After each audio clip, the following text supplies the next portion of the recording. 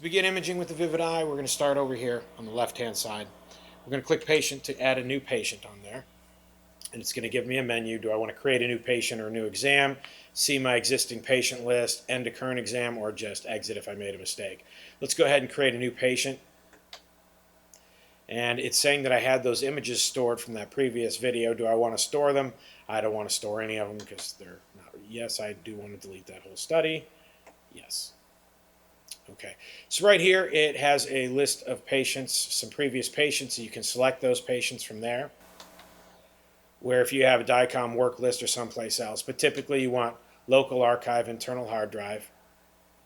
So we get to this screen, we can either search for a patient or create a new patient. So if I just want to search for a previous patient, I can just type it in, and here I've got this previous patient.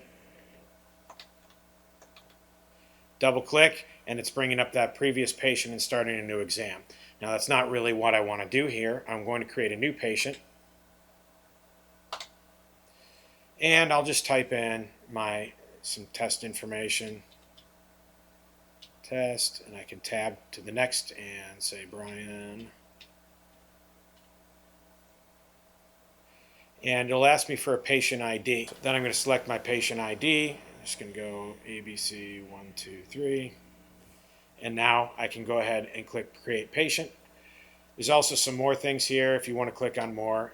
If you're searching for a patient, there's some ways that you can search: born between when you created the exam, the physician, and then it'll get all the people that way. But if you've typed in the information there, nothing will show up unless it's a previous patient.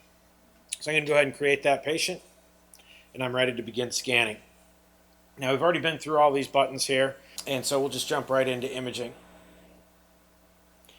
After we've done the patient, we want to select our application. It's going to say which probe, and go ahead and click 3SRS. So we have all of these settings here that if you go to the system setup, you can see how to add or remove these from the main menu.